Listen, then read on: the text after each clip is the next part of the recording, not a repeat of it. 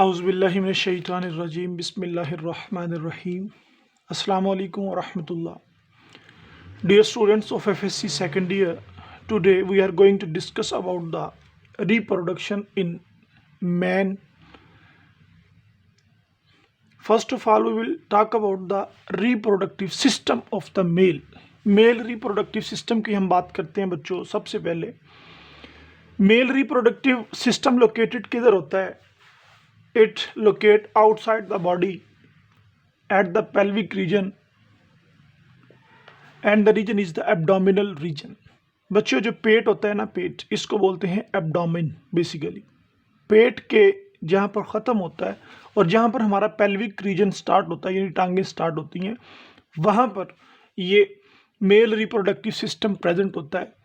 और ये male reproductive system जो है कंसिस्ट होता है एक्सटर्नल जेनिटेलिया पे. अब व्हाट इज एक्सटर्नल जेनिटेलिया? कि एक्सटर्नल जेनिटेलिया क्या होती है बच्चे? जिधर भी जेनिटेलिया का लफ्ज़ आएगा, GENETALIA, जेनिटेलिया का लफ्ज़ आएगा, इससे मुराद होगा रिप्रोडक्टिव पार्ट. क्या मुराद होगा? Reproductive part. कि हम किसी भी ऑर्गेनिज्म में या स्पेशली तौर पर ह्यूमन में रिप्रोडक्टिव पार्ट की बात कर रहे हैं, ऐसे पार्ट्स जो रिप्रोडक्शन में हिस्सा लेते हैं. तो external genitalia of the human, in case of human the male reproductive system, the external genitalia consist of basically two things. वो कौन कौन सी हैं? दो चीजें. एक है बच्चों a pair of testis, a pair of testis, और दूसरे नंबर पर है पीनस. ठीक हो गया. अब पेयर ऑफ टेस्टिस ये क्या होते हैं और पीनस क्या होता है बच्चे? बेसिकली जब हम टेस्टिस की बात करते हैं तो इनका स्ट्रक्चर्स कुछ इस तरह से है बच्चों. हमारे जो पेयर्स ऑफ टेस्टिस हैं, यानी कि मेल्स के टेस्टिस होते हैं, वो होते हैं आउटसाइड द बॉडी और एक थैली में पड़े होते हैं जिसको बोलते हैं स्क्रोटम. क्या बोलते हैं? स्क्रोटम. पहले आप थ्योरेटिकली देखो बच्चों, फिर मैं आपको डायग्रामेटिकली सारा ये समझाऊंगा. तो पेयर ऑफ टेस्टिस एक थैली में होते हैं, एक सैक लाइक स्ट्रक्चर में होते हैं, उसको बोलते हैं स्क्रोटम. स्क्रोटम. अब एक टेस्टिस की अगर हम बात करें तो बच्चे उसका कोई स्ट्रक्चर इस तरह का है, सिंपल स्ट्रक्चर. इन टेस्टिस के अंदर प्रेजेंट होती हैं ट्यूब्यूल्स, जिनको बोलते हैं सेमिनिफेरियस ट्यूब्यूल्स. ये टेस्टिस के यूनिट हैं. जिस तरह बच्चों किडनी के नहीं होते, तो इसी तरह इन टेस्टिस में ट्यूब लाइक स्ट्रक्चर्स प्रेजेंट होते हैं. ट्यूब लाइक स्ट्रक्चर्स प्रेजेंट होते हैं. ये जो ग्रीन है basically it's a seminiferous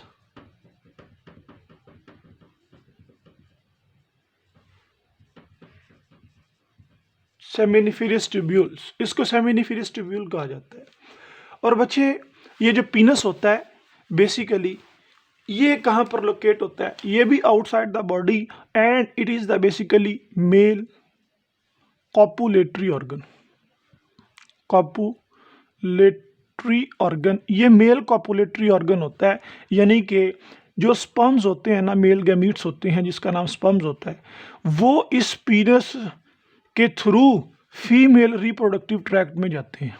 female reproductive tract.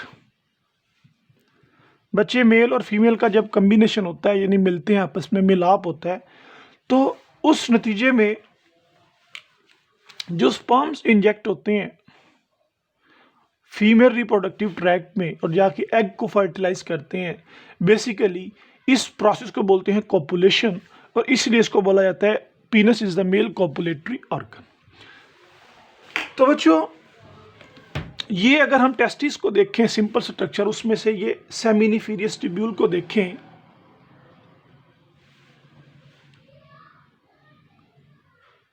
इस सेमिनिफेरियस ट्यूब्यूल को देखें और इसको अगर हम ड्रा करें तो इसका स्ट्रक्चर कुछ इस तरह से है.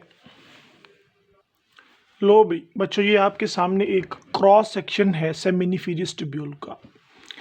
बच्चों एक हम लोगों ने सेमिनिफरस ट्यूब ली है, यहाँ से लेकर यहाँ तक ये एक ट्यूब ली है हमने, ठीक है। और इसके साथ ये दूसरी ट्यूब है, ये तीसरी है, ये फोर्थ है, ये फिफ्थ है। इसके साथ हमारा कंसर्न अभी नहीं। हाँ, अब एक ट्यूब अगर हो तो उसमें जो सबसे बाहर वाला सेल क्लियर होती है, ये वाली बच्चों, ये जो ब्लैक है, it's a basically basement membrane. It's a basement membrane. अब बच्चों आपकी बुक में इस बेसमेंट मेम्ब्रेन का काम नहीं लिखा हुआ, यानी थियोरेटिकली आपको नहीं बताया गया, लेकिन इस बेसमेंट मेम्ब्रेन का काम बेसिकली ये होता है कि उस स्पर्म को नरिश करना जो इसके अंदर बनेगा।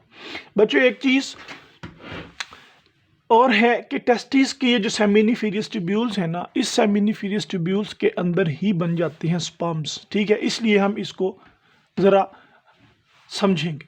तो सबसे बाहर बेसमेंट मेम्ब्रेन है। बेसमेंट मेम्ब्रेन के अंदर बच्चों ये वाले जो रेड से आपको दिखाई दे रहे हैं, these are the basically germinal epithelial cells. These are the germinal epithelial cells. तो बच्चों एपिथेलियल सेल्स अमूमन जो सबसे बाहर वाली लेयर होती है उसको बोलते हैं एपिथेलियल सेल्स, ठीक है, out layer of the cells. और इनका काम होता है जर्मिनल, मतलब जर्म्स बनाना, मेल जर्म्स बनाना, यानी मेल गैमीट्स को बनाना, मेल गैमीट्स को बनाना, जर्मिनल एपिथेलियल सेल्स। तो बच्चे जर्मिनल एपिथेलियल सेल्स जिनको बनाती है, जो मेल स्पर्म बनाती है, वो मैच्योर नहीं होते मेल गैमीट्स, वो बहुत इमेच्योर फॉर्म में होते हैं, उनको बोला जाता है स्पर्माटोजोआ। क्या बोला जाता है? स्पर्माटोजोआ। और वो बनते हैं स्पर्माटोगोनियम में। किस में बनेंगे? स्पर्माटोगोनियम में। ये देखें जो ट्यूब है इसके अंदर बच्चे इस तरह के सेल्स होते हैं, इस तरह के सेल्स बनना स्टार्ट हो जाते हैं, इनको बेसिकली बोलते हैं स्पर्माटोगोनियम। क्या बोलेंगे? स्पर्माटोगोनियम। ये स्पर्माटोगोनियम जो है बच्चे आगे चलकर मियोसिस के प्रोसेस से गुजर कर ये चार चार बना देती हैं sperms. These are the spermatogonium. और अगर ज्यादा हो तो these are the spermatogonia which having immature sperms, जिनमें इमेच्योर स्पर्म्स होते हैं। तो बच्चों इन स्पर्माटोगोनियम के साथ ही, अलग नहीं, इन स्पर्माटोगोनियम के साथ ही इस तरह के सेल्स मौजूद होते हैं। स्पर्माटोगोनियम के साथ ही इस तरह के वी शेप सेल मौजूद होते हैं। These V shape cells basically are known as the Sertoli cells. Sertoli cells, इनको सर्टोलाई भी पढ़ा जाता है बच्चों, सर्टोली भी ज़्यादा प्रोनाउंसिएशन सर्टोली। तो ये जो स्पर्माटोगोनियम, यानी स्पर्माटोगोनियम का मतलब इन्होंने आगे चल के स्पर्म बनना है, अभी इमेच्योर फॉर्म में पड़े हुए हैं, इनके साथ सर्टोली सेल्स प्रेजेंट होते हैं। और इन सर्टोली सेल का काम होता है बच्चों इनको लुब्रिकेशन प्रोवाइड करना, ठीक हो गया, इनको प्रोटेक्शन देना, और मेन काम इनका है कि इनको नरिश करना, इनको न्यूट्रिएंट्स देना, इनको नरिशमेंट में मदद देना। सर्टोली सेल्स का ये काम होता है। और इसके बाद बच्चों जब इन स्पर्माटोगोनियम की अफजाइश शुरू हो जाती है, यानी ये सर्टोली सेल्स इनको नरिश करना स्टार्ट कर देते हैं और इनको स्पर्म्स बनने के लिए उकसाते हैं, तो बच्चों इनमें मियोसिस शुरू हो जाती है। When Sertoli cells provide nourishment, provide protection, provide lubrication to the spermatogonium.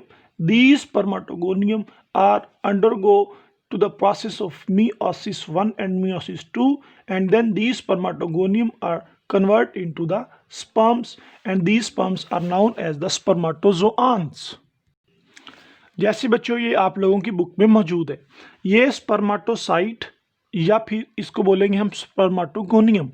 ये स्पर्म प्रोड्यूस करने वाला सेल जो कि डिप्लॉयड है, यानी इसमें 46 क्रोमोसोम्स हैं।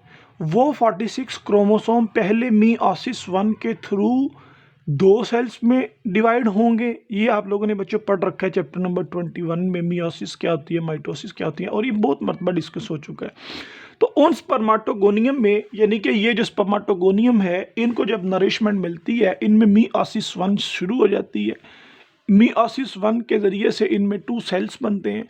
2 सेल्स आगे मियोसिस 2 के ज़रिए से होते हुए बच्चे जो चीज़ बनाते हैं उसको बोलते हैं स्पर्मेटिड। स्पर्मेटिड इमेच्योर स्पर्म्स होते हैं और नेक्स्ट ये चलकर हैप्लॉइड स्पर्म्स की प्रोडक्शन करते हैं। स्पर्मेटिड्स को बच्चों अगर देखा जाए तो स्पर्मेटिड के बारे में कहा जाता है कि these are the non motile. Spermatids जो हैं ये मोटाइल नहीं होते, ये नॉन मोटाइल होते हैं। जो स्पर्मेटिड्स है ना, these are the non motile, यानी इनमें फ्लैजेला नहीं लगा होता, ये इस तरह के स्पर्म होते हैं। These are the spermatid. लेकिन अगर स्पर्म्स की बात करें तो बच्चों स्पर्म्स आर द मोटाइल।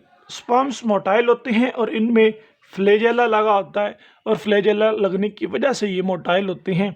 और स्पर्मेटिड इमेच्योर स्पर्म को बोला जाएगा, और मैच्योर स्पर्म के लिए स्पर्मेटिड नहीं बोला जाएगा, उसको बोला जाएगा दीज आर द स्पर्म्स। और ये स्पर्म्स है। और हाँ, इनमें दोनों में एक बात कॉमन है कि बच्चों ये दोनों के दोनों हैप्लॉइड होते हैं। These are haploid, not a diploid. लें भी बच्चों, जब स्पर्म बन जाता है मियोसिस 1 और 2 के ज़रिए से, यानी स्पर्मेटिड से मैच्योर स्पर्म बन जाता है, तो फिर उसका एक पाथवे होता है जिसके ज़रिए से वो फीमेल रिप्रोडक्टिव ट्रैक्ट के अंदर दाखिल होता है। सबसे पहले तो जब स्पर्म बन जाता है बच्चों, सबसे पहला स्टेप है कि स्पर्म प्रोड्यूस होते हैं इन द सेमिनिफेरियस ट्यूब्यूल्स, जैसा कि हम लोगों ने देखा। उसके बाद इन स्पर्म्स को ट्रांसफ़र किया जाता है टू हाईली कन्वोल्यूटेड ट्यूब्यूल्स, और इन ट्यूब्यूल्स को कहा जाता है एपिडिडाइमस। क्या कहा जाता है? एपिडिडाइमस। ये ट्यूब्स होती हैं बच्चे, ये लोकेटेड होती हैं ईच टेस्टिस के बैक साइड पर। जो टेस्टिस होते हैं ना, उसके बैक साइड पर ट्यूब्स प्रेजेंट होती हैं जिनको बोला जाता है एपिडिडाइमस। अगर मैं आपको बच्चों यहाँ पर ये दिखा सकूँ कि ये एक टेस्टिस है, ये वाला टेस्टिस है मेल का, और मेल का जो टेस्टिस के ऊपर ये जो रेड आपको चीज़ दिख रही है, ये वाली जो ऊपर आपको दिखाई दे रही है, बेसिकली इट्स अ एपिडिडाइमस। ये एपिडिडाइमस है। यही मैंने लिखा हुआ है कि it present back side of the scrotum. It present back of scrotum या फिर बैक ऑफ टेस्टिस। ये टेस्टिस की बैक साइड पर प्रेजेंट होता है एपिडिडाइमस। अच्छा, जब स्पर्म एपिडिडाइमस से निकलता है तो एपिडिडाइमस से निकल कर ये किधर जाता है? Sperm move from epididymis to, बच्चे वो है वाज डेफरेंस। क्या है? वाज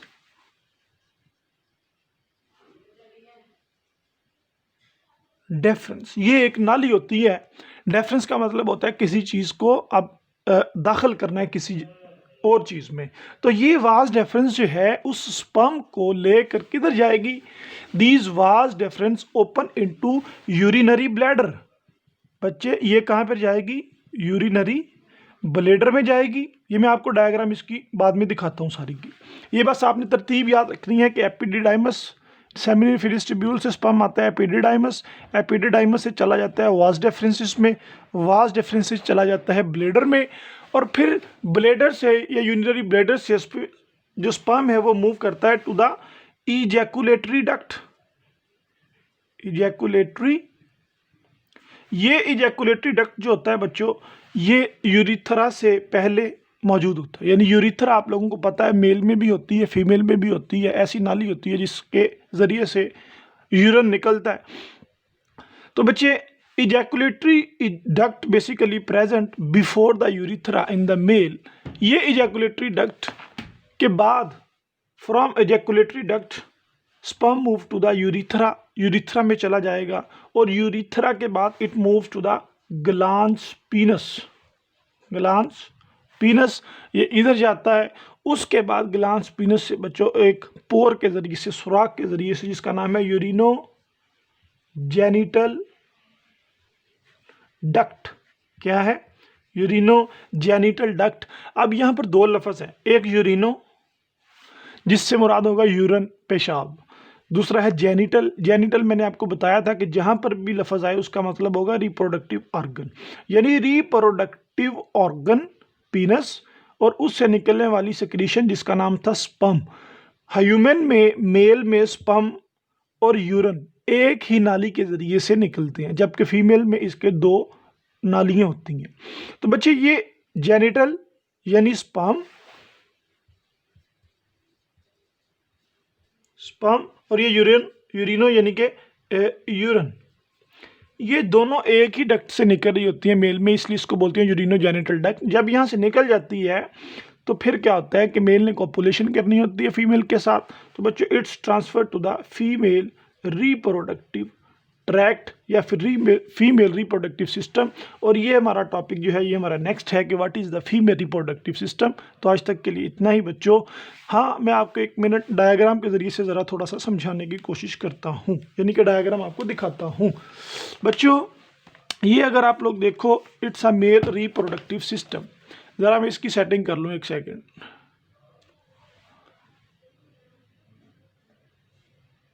ये आप लोगों ने बच्चों अब देखना है ध्यान से ज़रा कि सबसे पहले बच्चों इट्स अ टेस्टिस। ये वाला जो है ये बच्चों टेस्टिस है। ये टेस्टिस इसके इर्द गिर्द या जिस थैली में ये पड़ा हुआ है इसको बोलते हैं सक्रोटम, सक्रोटम बोलते हैं। उसके ऊपर जब ये टेस्टिस के ऊपर ये जो आप देखोगे एक हाईली कन्वोल्यूटेड ट्यूब्यूल्स का नेटवर्क, बच्चे इसको बोला जाता है एपिडिडाइमस। ये एपिडिडाइमस वाज डेफरेंस की तरफ लेके जाती है किसको, स्पर्म को। ये एपिडिडाइमस एक ट्यूब है जिसका नाम वाज डेफरेंस है, उसकी तरफ लेके जाएगी। वाज डेफरेंस बच्चे ये देखें, ये चलती चलती ट्यूब जो है ये स्पर्म डक्ट के ज़रिए से यूरिनरी ब्लैडर में चली जाती है। अब स्पर्म डक्ट क्या होता है बच्चे, ऐसा डक्ट जो स्पर्म को लेके जाए, ये आपकी बुक में खासन बताया नहीं गया। तो ये एपिडिडाइमस से वास डिफरेंस से बच्चों ये किधर जा रहा है, यूरिनरी ब्लैडर में। हम लोगों ने ऐसे ही पढ़ा, urinary bladder open into a duct which is known as the ejaculatory duct, इसको बोला जाता है इजैकुलेटरी डक्ट। अब इजैकुलेटरी डक्ट में बच्चों इससे ऊपर अगर देखो तो ये दो चीज़ें पड़ी हैं, एक सेमिनल विसाइकल है और एक रेक्टम है। रेक्टम तो बच्चों आप लोगों को पता है कि ऐसी नाली होती है जहाँ से फीसल मटेरियल बाहर आता है, मर्द का फीसल मटेरियल बाहर आता है, ठीक है। ये रेक्टम एनस के पास खुलती है, यहाँ से पखाना जिसको बोलते हैं फीकल मटेरियल बाहर आता है, इसका रिप्रोडक्शन से काम नहीं। अब सेमिनल विसाइकल और प्रोस्टेट ग्लैंड और बर्बो यूरिथ्रल ग्लैंड, इनका बच्चों आप लोगों की बुक ने एक लाइन में भी जिक्र नहीं किया, लेकिन मैं आपको बताता चलूं कि इनके काम क्या क्या हैं। बच्चे सबसे पहले है सेमिनल विसाइकल। सेमिनल विसाइकल उधर प्रेजेंट होता है जहां पर इजैकुलेटरी डक्ट होता है। इजैकुलेटरी डक्ट से पहले सेमिनल विसाइकल प्रेजेंट होता है और ये ग्लैंड होता है। क्या होता है, ग्लैंड होता है। और ग्लैंड का काम होता है सक्रीशन करना, बच्चे ये भी सक्रीट करता है। अब ये सक्रीट क्या करता है बच्चे, जो ह्यूमन के स्पर्म्स होते हैं ना, उनको फ्लूइड मटेरियल के साथ सेमन बोला जाता है, SEMEN सेमन। तो 60 से 70% हिस्सा सेमन का यही सेमिनल विसाइकल बनाता है। यानी सेमिनल विसाइकल सक्रीशंस खारिज करता है जिसमें प्रोटीन होती है, जिसमें विटामिन C होता है, जिसमें फ्रक्टोज होती है, जिसमें प्रोस्टेट ग्लैंडिन्स होती है। ये काफ़ी सारे कंपाउंड्स हैं। ये बच्चों इसको स्पर्म को नरिश करते हैं, स्पर्म को एनर्जी प्रोवाइड करने में मदद करते हैं। उसके बाद जब इजैकुलेटरी डक्ट में स्पर्म पहुंचता है तो उसके आगे ही पड़ा होता है प्रोस्टेट ग्लैंड्स। ये प्रोस्टेट ग्लैंड एक मिल्की फ्लूइड सक्रीट करता है। स्पर्म का रंग जो होता है ना बच्चों वो सफ़ेद सा होता है, तो उस सफ़ेद रंग का जो रिस्पॉन्सिबल है वो प्रोस्टेट ग्लैंड है।